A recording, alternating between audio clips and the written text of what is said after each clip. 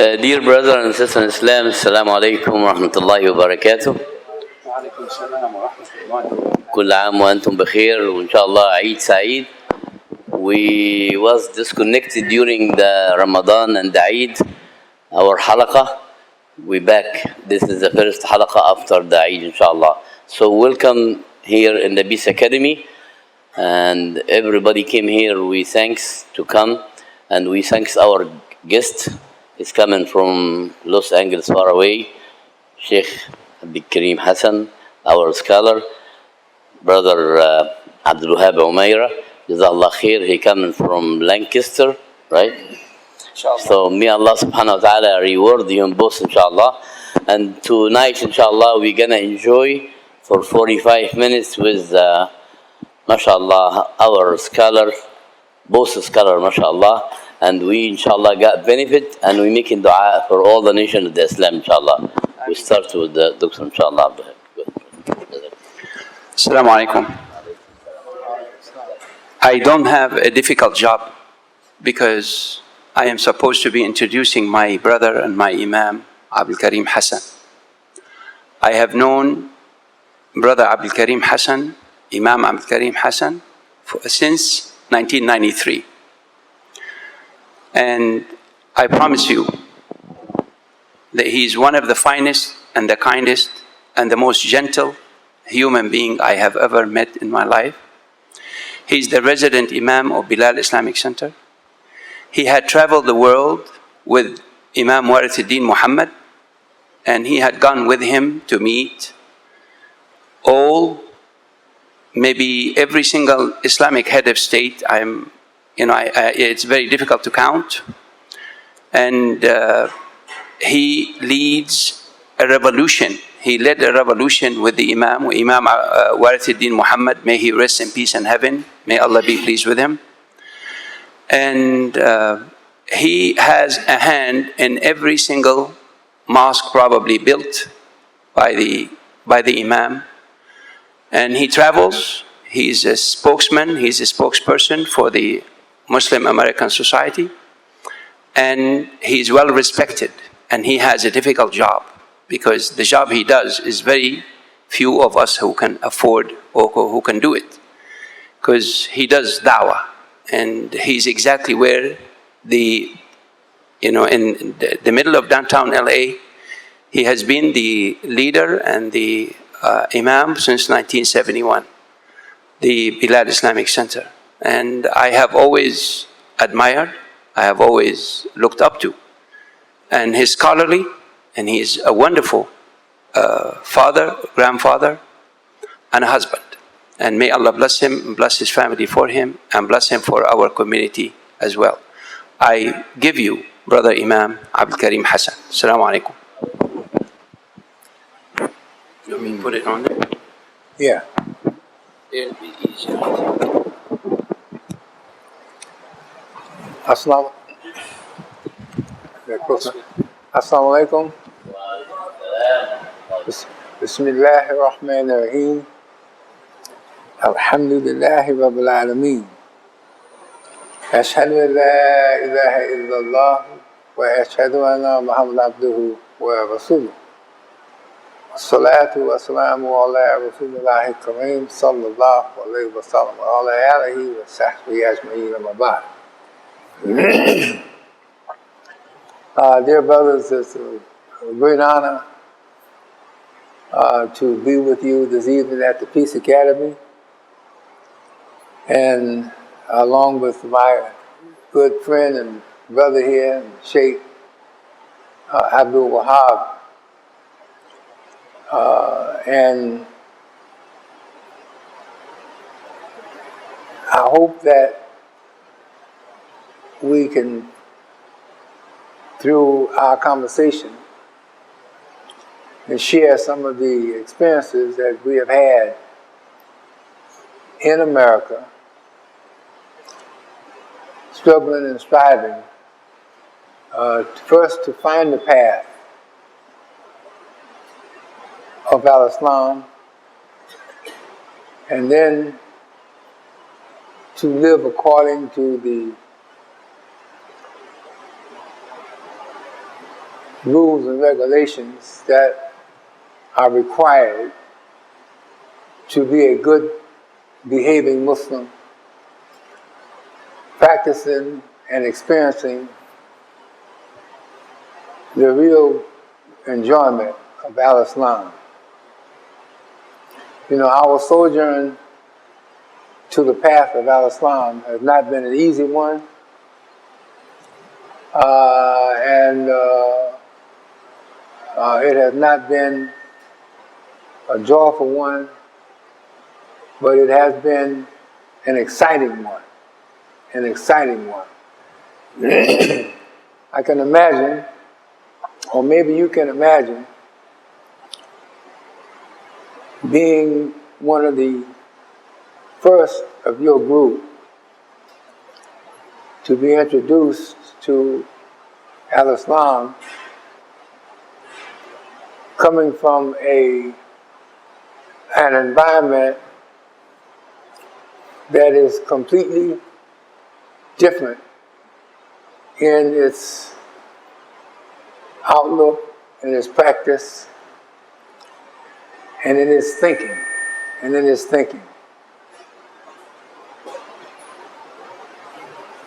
You know, we were born in an environment. We were born in an environment that produced a very wayward people. Wayward people in the sense that we did not know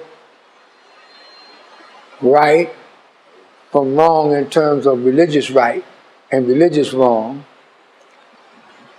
nor did we have any idea or concept of dietary laws and dietary habits and the things that were good for us and the things that were not. So the first thing that our leaders in the past had to think about was not so much religion, but improvement on the life of individuals living in the ghettos of the cities of the North, and self-identity and reformation.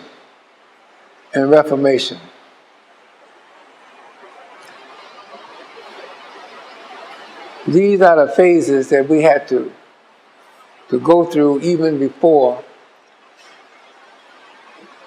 we could understand enough about the necessity of a new religion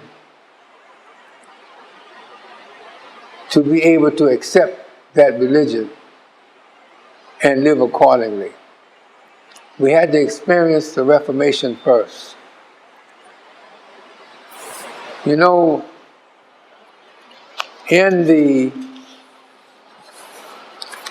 according to Muslim and non-Muslim statisticians, 40% of all Muslims in America are indigenous Muslims. How did it get that way? How did that happen? That is a very important part of the history of Muslims' struggle and striving to reach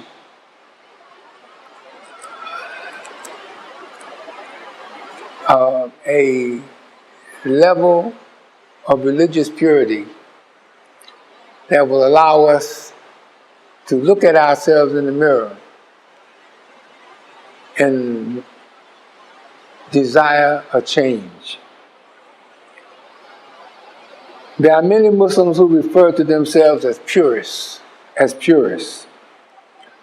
who will reject how the Muslims in America evolved to such great numbers today. But only Allah knows what paths and methods He will direct people to His worship.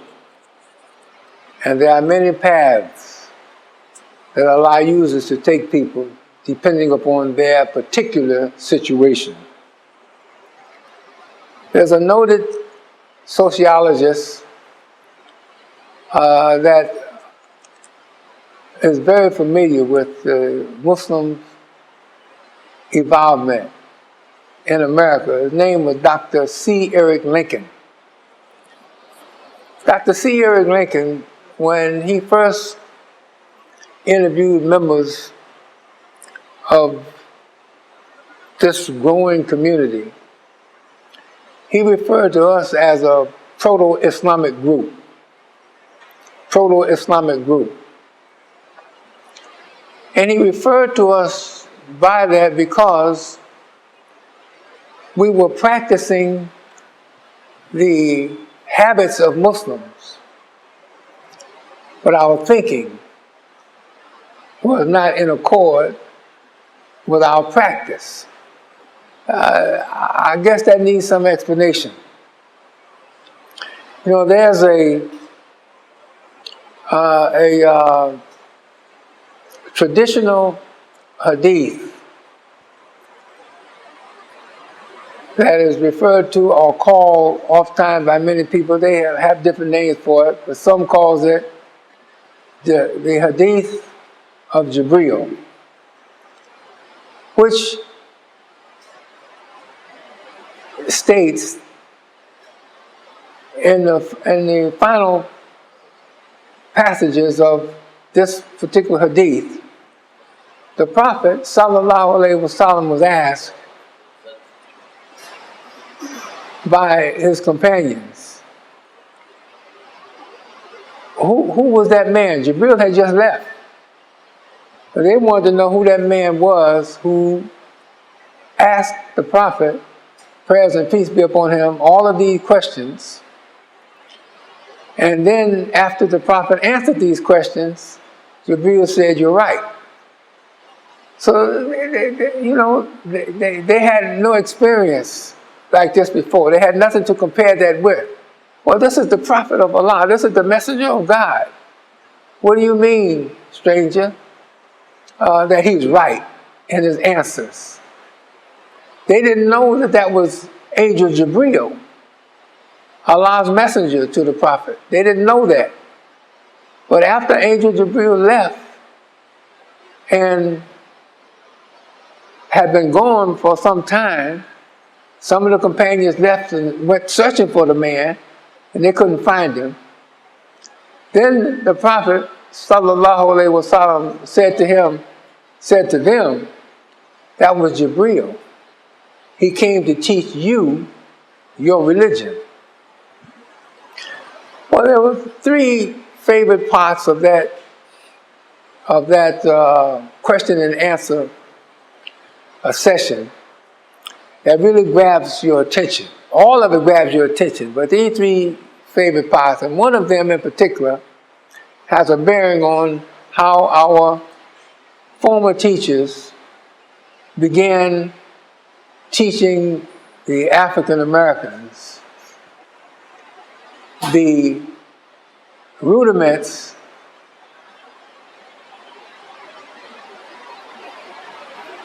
of value that would lead to the knowledge or the understanding of the religion of Al-Islam.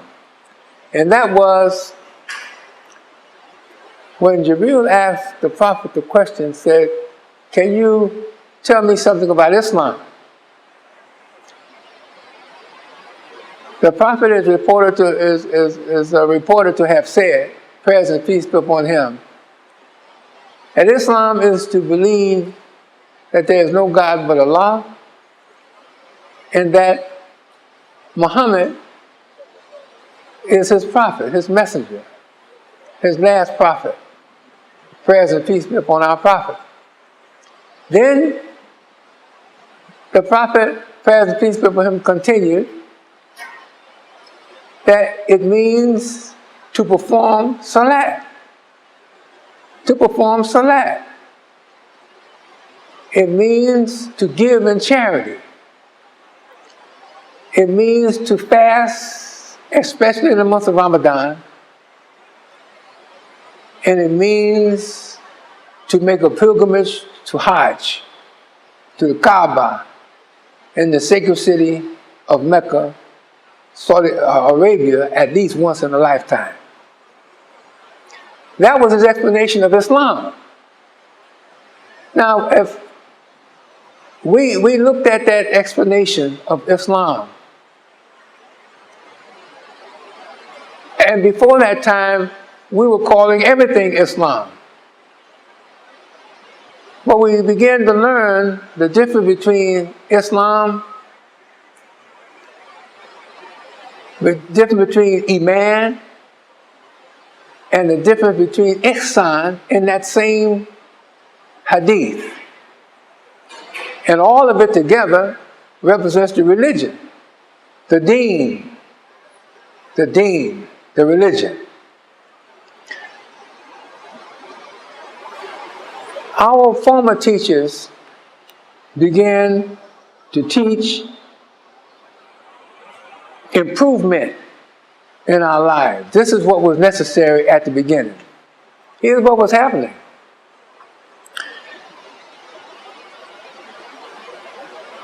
I'm sure you are aware of our historical predicament.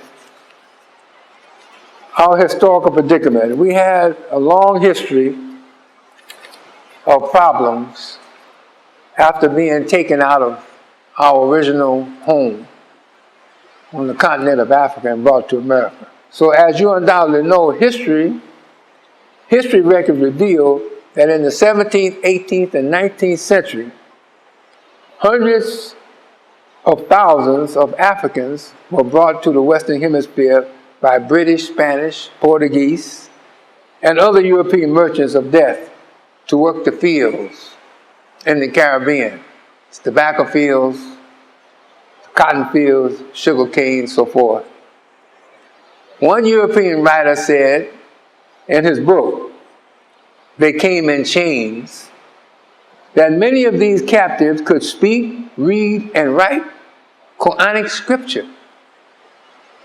They could speak, read, and write Arabic. Not all of them, but many of them. But through the years, it was forbidden to share that, what their masters call heathen religion, to share it with others or even to practice it. And it led the new slaves to secrecy. This is something that they did not know before. It led them to secrecy. It led them to lying. It led them to deceit. But over time, and after being sold from plantation to plantation, they died. And the knowledge of reading, writing, and speaking Quranic scripture in the Arabic language died with them. And there are records in the southern part of America, especially in the Carolinas. There are records in the museums there now that is preserved by the government, which still remains in the same museums of the South. In the late 19th and early 20th century, a wave of Muslim immigrants began coming to America from Yemen, settling first in the Detroit area and other Midwestern cities. However, they stayed to themselves. They didn't mix, nor did they invite people to Islam. They were nice people, and they lived a good, clean life. But they would rather be to themselves. Islam was established by the Yemenis in their unique settlements However, the name Islam did not begin to reach out into the general African American public until the heavily Islamic influenced Marcus Garvey began his UNIA, or United Negro Improvement Association, in Harlem, New York, at the turn of the 20th century in 1916. What is so peculiar about that particular movement was his chief associate and teacher was a popular Egyptian nationalist, a nationalist international, living in London, England, by the name of Dusay Muhammad Ali. Dusay Muhammad Ali's father was an Egyptian, and his mother was a Sudanese. And Marcus Garvey, after working throughout the Caribbean trying to organize migrant workers to improve their working conditions, moved to London in 1912, where he met Dusay Muhammad Ali as a student and teacher. And a friendship and collaboration began and did not end until Garvey's death in 1940 at the age of 53. But in between life and death, Dusay Muhammad Ali's colleagues were ones who he shared information with, scholarly information with, were an African brother by the name of Edward Wilmot Blyden, a writer and politician from Liberia. He never professed to be a Muslim himself, but he always professed Islam for the people of Liberia and the people of Africa. This was in all of the books that were written about him. His chief aim was to make sure that there were enough Muslim scholars in the area to teach Islam to the people of Africa. Another one of Dusay Muhammad's friends and intellectual partners or colleagues were Muhammad Mamadou Pickthall and Abdullah Yusuf Ali, both of which translated the Holy Quran. In his position as friend and advisor to Marcus Garvey, Dusay Muhammad Ali, according to author Adib Rashad in his book Islam, Black Nationalism and Slavery, wrote, he had a profound impact on the philosophy and organizational policies of Marcus Garvey. So Dusay Muhammad Ali was also a writer in Garvey's newspaper, The Negro World. In fact, shortly after Garvey came to America and started organizing the people starting in Harlem, Dusay Muhammad followed him here. And in just a few years, Garvey had amassed a following of over 2 million people with over 1,000 chapters throughout America. He himself was not a Muslim, but he was heavily influenced by Muslim virtue, Muslim preaching, and Islam. His aim was to improve the mindset of people who followed him while encouraging them to do something for themselves which would change their dependent condition for the better. He established, to try to bring about some of this change, a steamship line called the Black Star Line. He established it to purchase ships that he could use in the travel of the Africans that was following him back and forth to the continent. He also established and advised business assistance plan to enter the world of commerce. In 1916, 17, and 18, and 19, we were like 50 years from actual bondage slavery. During those enslaved years, it was against the law for the masters of the plantation to teach the slaves how to read and how to write. So when emancipation took place in 1865, those that were freed from emancipation couldn't read, they couldn't write, and they could not provide for themselves a direction to go anywhere because they could not read the signs.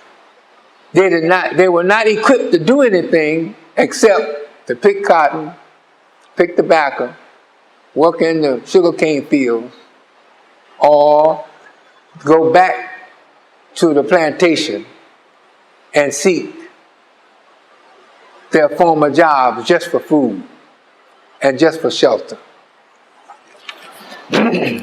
So when 50 years from the time of chattel slavery, the African American community was still almost in the same kind of conditions.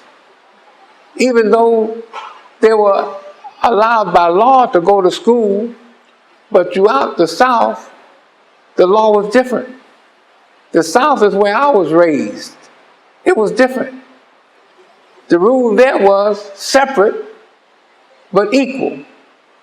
And there was never a separate but equal situation. There was always a separate but unequal situation where the African American received the worst of the teachers and the least qualified teachers. So when they received a piece of paper that says you're a graduate of the 12th grade, you were actually given a piece of paper that says you're a graduate of a 12th grade whose teacher went no higher than the 10th grade or the 9th grade. Therefore, that particular person was not even qualified to be a graduate of the 6th grade.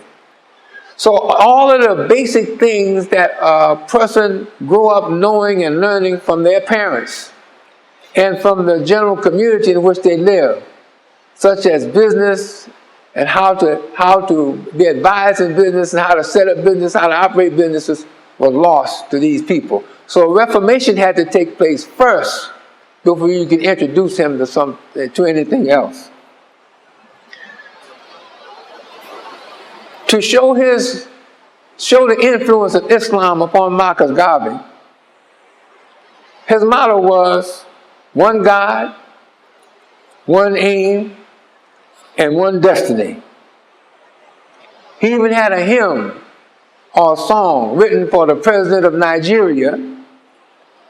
And in that hymn, in one of the stanzas of that song was, Father of all creation, Allah, omnipotent, supreme over every nation, God bless our president. This is a sign of the direct influence. And that influence carried throughout this organization of Marcus Garvey. In fact, long time after Marcus Garvey had fallen, in the late 20s and 30s, my mother was a member of his organization in the North. After leaving the South in Philadelphia, Pennsylvania, she was a member of the organization.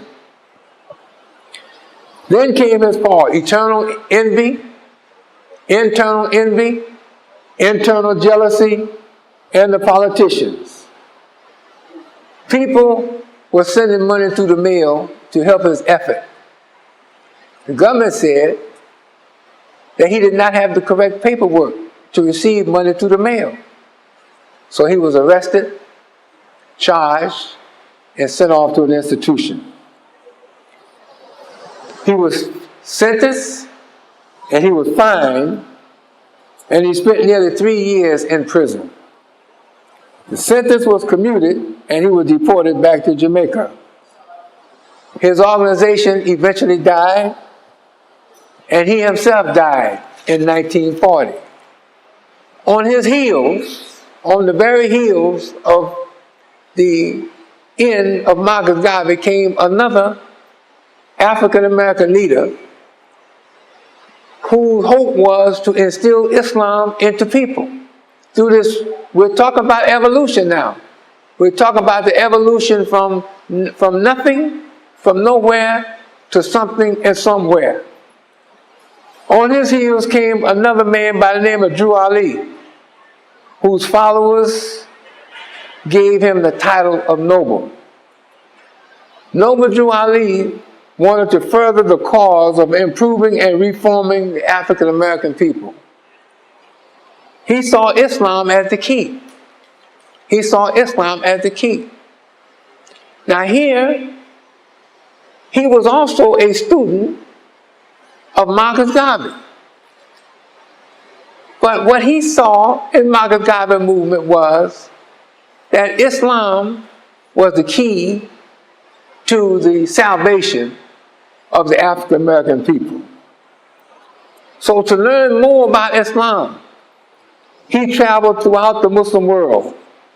He was searching for a new identity and a new sense of being. He traveled to Egypt, he traveled to India, he traveled to Arabia, and he traveled to Palestine, seeking and talking to Muslim scholars in every place that he stopped. He learned that from Rabat, Morocco, captives were held in dungeons and then sold to shippers who would bring them to Americas and sold into slavery. I was invited to Morocco through the office of Imam Abdul Muhammad in 1988 as a guest of King Hassan II. King Hassan II had this program during the month of Ramadan that he called the Hassani Lectures. During these lectures, he would invite speakers from all over the world who would choose to lecture on the hadith, and to give their idea and the concept of what certain hadith meant to him and also meant to the people that he represented. During my stay there in Morocco, I went on a tour. A brother picked me up one day during the month of Ramadan. We were still fasting. And he took me for a tour of Rabat. During this tour of Rabat, he took me down by the seashore. Down by the seashore, there was this rock formation. We got off of his motorbike, his moped, and we walked down to the water, and then we walked back up to the rock formation. In that rock formation, we saw entrances dug into the rock itself. These entrances were the entrance to dungeons that was cut into the rock to house captives that were brought to Morocco and shipped off to the Americas. At that time, Noble Drew Ali discovered, or he thought, or he believed, or he wanted to establish the fact that he was a descendant from the original inhabitants of Morocco, the Moors. So he referred to himself as a Moorish American. He petitioned the government of Morocco at that time for a charter that would allow them to use that Moorish American title in America to show that they were not to be called the names that were given to them by the European enslavers, such as Negro and Colored and some other names, but that they would be known by Moorish Americans rather than by these particular names. The government of Morocco gave them that charter.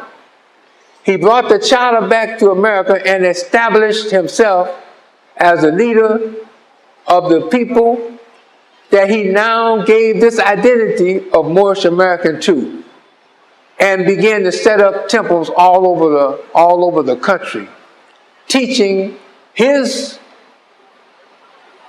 knowledge that he had learned of Islam during his travels and stays in the Muslim countries. In coming back to America, he convinced an Egyptian to come back with him to teach Islam and to organize his people. He was very successful. He taught love, truth, freedom, justice, and equality. He said that this was the main thrust of his group, and this was his main focus. Through this message, a sense of self-worth could be established and reformation could begin.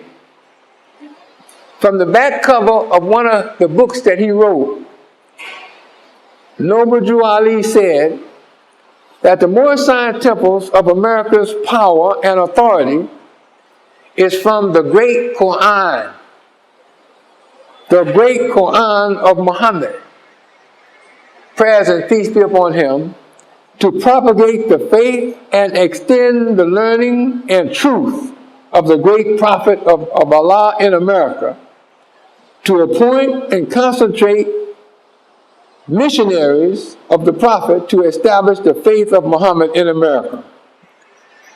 This was his aim when he came back to America. Unfortunately, in 1929, Noble Drew Ali died, and he died mysteriously. Right on the heels of Noble Drew Ali came another man on the scene to bring Islam to the African American people in the ghettos of the North. This man came from Pakistan, or from an area in India that is now called Pakistan. For we know that back in the 1920s and 30s, there was no such thing as Pakistan. There was an area where Muslims predominantly lived, but Pakistan was not an independent country. It didn't become an independent country until the 40s, after the Second World War. So this man, by the name, he gave his name as Mr. W.D. Farad. Mr. W.D. Farad was from the Pakistan section of India, and he began to teach what he called Islam in the ghettos of Detroit, Michigan. In Detroit, Michigan, he began his mission on July the 4th in 1930. And this is how he got into the homes of the African American people. For every masjid in America began in a house, began in someone's home. And this is how he began. He began by selling tapestries. He began by selling silks. He began by selling prayer rugs. He gained interest into the African American homes with this method of peddling these goods to the African American. Once he got into their homes, he began to teach them about their glorious history, about the history that they had before they were brought to America and lost the knowledge of their history, their identity, and became what he said the people depicted in the Bible and the Holy Quran as deaf, dumb, and blind. So he set out to increase their knowledge of Islam before he would actually teach Islam to them. And he set out to do the very same thing that was started by Noble Drew Ali and the people before him. by dealing with the things that was important to the people at that time before you could start teaching them religion. So when Mr. W.D. Farad found the African Americans in Detroit, what did he find? What did he find the people there doing in 1930? He found them drinking too much. He found them smoking too much. He found them gambling too much. He found them promiscuous. He found them throwing away every little bit of money that they could make. So he began to reform their habits, their bad habits. He began to teach them the ills of smoking. And in 1930, according to some of the pioneers of that day, he was teaching that cigarettes were cancerous. And that if you just stop smoking one pack of cigarette, if you smoke one pack of cigarette a week, if you stop smoking one pack of cigarettes a week, you will save, the pack of cigarettes was selling for like 5 cents a pack back in those days. He said you will save 5 cents from that. He said stop drinking alcohol. If you stop drinking alcohol, you could save more money. He taught them to stop eating the poisoned food, stop eating pork. And if you stop eating the poisoned food, you could save more money, not just by not eating the pork, but by the good health from not being exposed to the diseases that this meat carries, and causes you to spend more money that you do not have in doctor bills, going to hospitals and clinics and so forth. He taught them to stop wasting their money in gambling. He taught them to stop wasting their money on being promiscuous, having extra women on the side. So he began to clean up the habits. And he said, when these habits are gone, you will have more money for clothing, you will have more money for good foods, and you will have more money for your family, for your wife, and for your children. So starting in 1930, Mr. W.D. Farad stopped the people that were listening to him from smoking, from drinking, from gambling, from being promiscuous, and from stealing, and from fighting and killing each other. All of those that followed him, he stopped all before he began to teach religion. Reformation had to take place.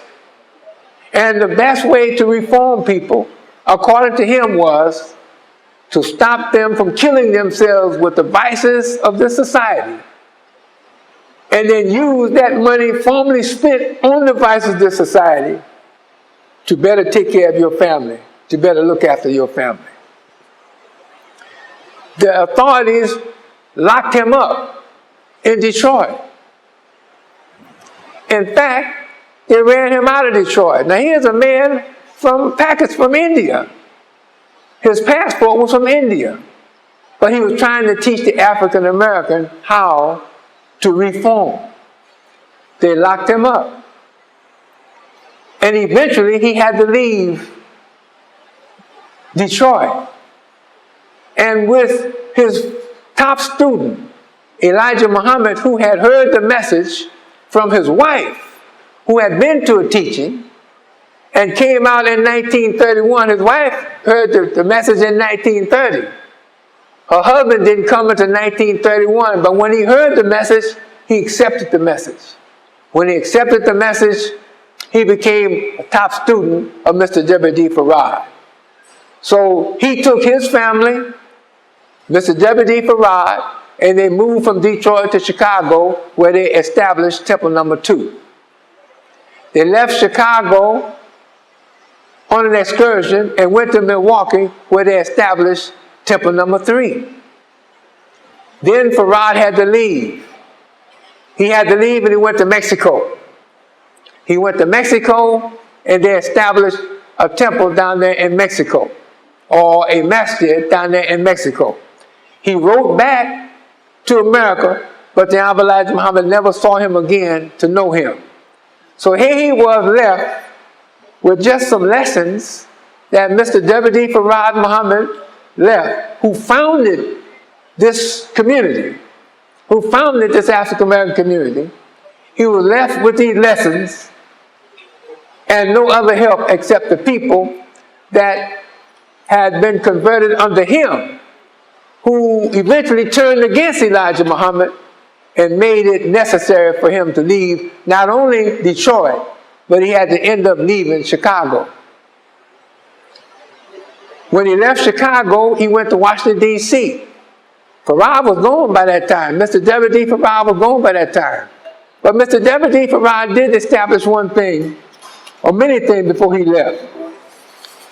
He established the FOI class, the MGT class, the ministers class, the study class for all members, and he established another class that is referred to as the Committee of Cleanliness.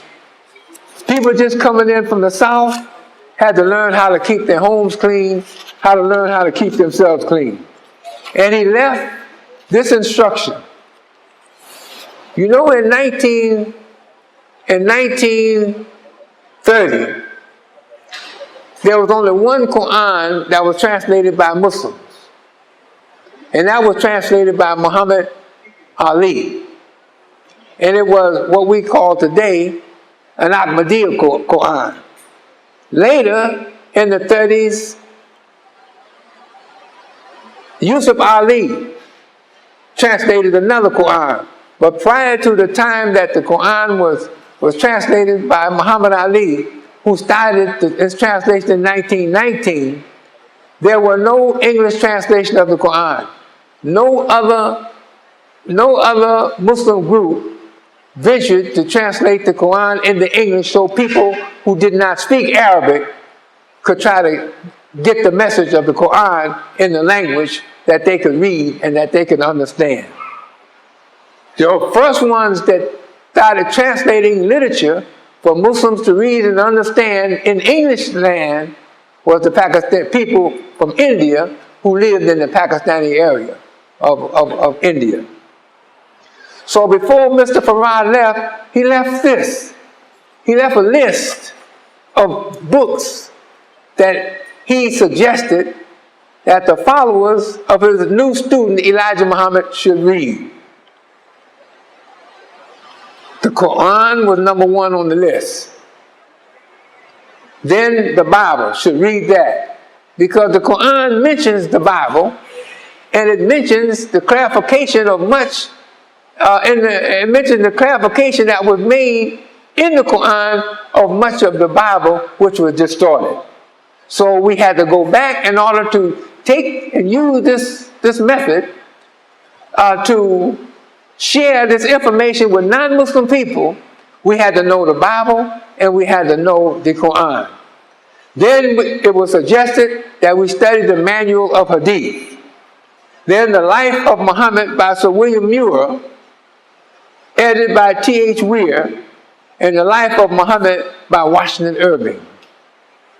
The Religion of Islam, a comprehensive discussion on the thoughts, principles, and practices, and a good dictionary.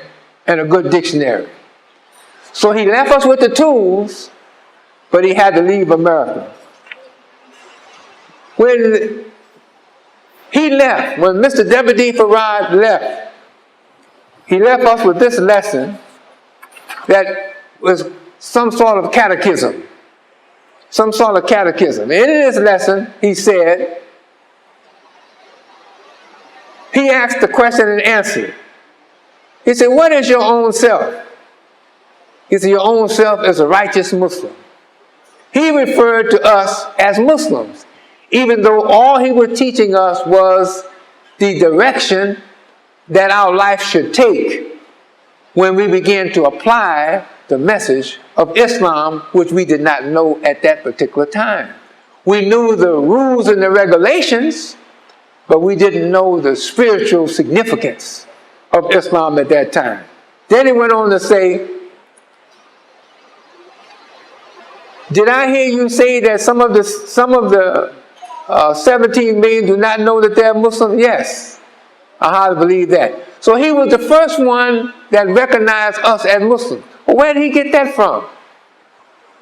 He got that from the Prophet. He was a Muslim himself, and he was from India, and he became a master teacher in the Fiji Islands. He founded a school in the Fiji Islands, and he founded a temple, and he helped build a temple in Berlin, Germany.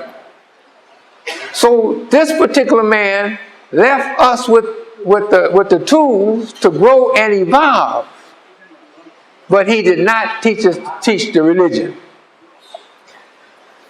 His favorite student, Elijah Muhammad, built the community, the lost found nation of Islam. Not the Nation of Islam. The Nation of Islam was all Muslims. But he built the lost found Nation of Islam, which he said meant was that we were lost. We come from a tribe of Africa that had been lost from the original tribe, but we were Muslims. So being in America, we were lost in this wilderness until we were found by him. And after being found by him, we became lost found members. Once was lost, but now found. And now being qualified to be put back on the right path to evolve into the religion of Al-Islam. The Honorable Elijah Muhammad began to establish temples in America. And in 1942, he was arrested and sent to prison. For what? Because he did not register for the draft. You know, World War II had just begun because he did not register for the draft. They thought that if they locked him up, and he was too old for the draft. He was born in 1897. In 1942, he was like 45 years old. They was only taking people 44 and without children. He was already 45 and had 7 children. So he wasn't qualified to go to the military service anyway. But they arrested him thinking that with his arrest, they could make an end to this growth called Islam that the indigenous Americans were heading towards. Same thing happened to Marcus Garvey. Same thing happened to Noble Drew Ali, only he was killed before he was able to establish it firmly and completely. And now they thought that after those two organizations were destroyed, after their leader was sent in prison or fell to some sort of demise, that if they could lock the Honorable Elijah Muhammad up, the same thing would happen to his organization. But his organization got stronger as time went on. While he was serving his time in prison, it did not get weaker. Now in 1945, he got out of prison. But now here's something that is special in our community that makes a whole lot of sense when you look at how the progress was made. In 1945, Elijah Muhammad was let out of prison. In 1945, a young man, 20 years old at the time, by the name of Malcolm Little, was sent to prison. But he was a criminal. Marcus Garvey was no criminal. Noble Drew Ali was no criminal. Elijah Muhammad was no criminal. Malcolm was not sent there because of his righteous teachings. He was sent there because of his wicked acts. He went into prison in 1945. The Honorable Elijah Muhammad was released in 1945. In 1947, Elijah Muhammad hired a Palestinian refugee to teach Quranic Arabic in the University of Islam in Chicago. His school, he named it the University of Islam. He had a Palestinian refugee. Now look what is happening here. This is an evolution from one stage to another stage of people in search of Islam, but they hadn't gotten there yet, but they're on the path to it. This is how Allah would have it. So when he hired this Palestinian to teach Quranic Arabic in the school in 1947, a member of that student body in the junior high at the time was the Imam Muhammad's two sons, one named Akbar Muhammad and one named Wallace Muhammad. Akbar, as you know, went on to study Arabic, and his father took him to Al-Azhar University during the time of the rule of Gamal Abdel Nasser, who accepted him in Al-Azhar University, where he started his studies and got his bachelor's degree and continued on with his master's degree and became a doctor in Islamic studies and also in the history of Islam in Africa. All because of their attachment to that Quranic Arabic teacher who was hired to teach Quranic Arabic by Elijah Muhammad in 1947. Wallace Muhammad took a different route. He stayed with his father, but he continued to study Islam. And as he studied Islam according to the Quran, he differed with his father on his understanding of the religion. And after being excommunicated several times until 1974, where he was readmitted for the last time, his father passing in 1975, Wallace Muhammad became the elected leader of the community. And from day one, he began to institute the understanding of the religion according to hundreds and thousands and millions of Muslims all over the world. This is how we evolved. This is how we grew. This is how we came from nothing and nowhere to something and somewhere. And from day one, he began to preach, Wallace Muhammad began to preach that the message of Quran, starting with Luqman, the wise, is teaching that the greatest of wrongdoing was false worship. That particular verse from the Quran was considered to be one of the masterpieces that helped the conversion of all of those who were members of Elijah Muhammad's community to the mainstream of Islam. And from that point on, Islam began to grow. From that point on, we were able to establish Islam in America and establish it in great numbers in America. But when his father died, he left over 300 places that was teaching his message.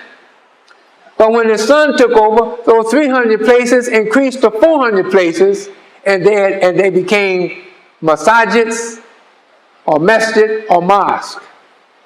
And they are still thriving today. And they are still sharing the message with others today. In 1977, Imam Muhammad led a delegation to Hajj of 300 followers in 1977. This was the largest delegation of Muslims that ever left America at one time in one group to attend the Hajj. When we got to Arabia, to the Hajj, went through the procedure there, we were the guests of Rabata al-Islamiyah. Rabata al-Islamiyah provided all of the land accommodations for us. And he provided all of the teachers for us. And our sojourn began. After that 1977 Hajj, many of the Muslims went on Hajj 3 and 4 times after that. And myself, I've been on it 3 times, and I've made Umrah at least a dozen times.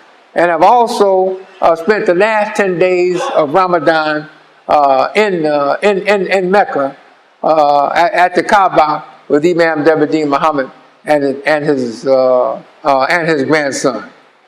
But the journey was long. The journey was a struggle. It wasn't easy, it was a struggle. We had to argue with parents, we had to argue with relatives, we had to argue with friends, we had to argue with people that we grew up with, most of them condemned us for going after an unknown religion and following the heathens and following this and following that, but we stuck with it. We stuck with it, and eventually our friends and our relatives accepted our acceptance of Al-Islam and became some of our best friends, and many of them became Muslim themselves. In my family, everybody became a Muslim. In my father's family, I would say, all but my father. He wouldn't accept. My mother was the first one. She was the first one. She was the first one that heard Malcolm in 1955. She was a Moorish American at the time and convinced the rest of her family that they should come and hear him also, which we did go and hear him. We became a member of the community and a student by being issued the student enrollment lesson number 1 of Islam, and we began to evolve after that. So the idea that we were a proto-Islamic group, this title or name, which was given to us by this Dr. C. Eric Lincoln, was absolutely correct. Even though we were calling ourselves Muslims, we were still in the stage of the birth stage, the growth stage, the baby stage of growing into, like a baby growing into a man or baby growing into a woman. We were now in the middle stage of growing into a Muslim with knowledge and understanding of what it means to be a Muslim and what it requires to be a Muslim, and the understanding of Iman and the understanding of Ihsan, along with our original understanding of Islam. So we became the Muslim that we started out to become, and now we are here, happy and thankful to Allah for blessing us to have traveled this long distance where we can sit with all Muslims of every facet of life and explain to them our road of travel. As we travel to other places of the world like Indonesia and Malaysia, we found that they had similar stories to tell about how they came into Islam. When we traveled to Trinidad, we found in Trinidad similar stories of how they came into Islam. And all of them, under different circumstances, came by a different road, but all of those roads were created by Allah to open up the hearts of people to bring them into the body of Muslims and to bring them to the body of Al-Islam. Where now when we look over there, we can see hundreds, we can see over a billion Muslims that we can call our brothers as members of the community of Prophet Muhammad sallallahu alaihi wasallam. Allahu Akbar.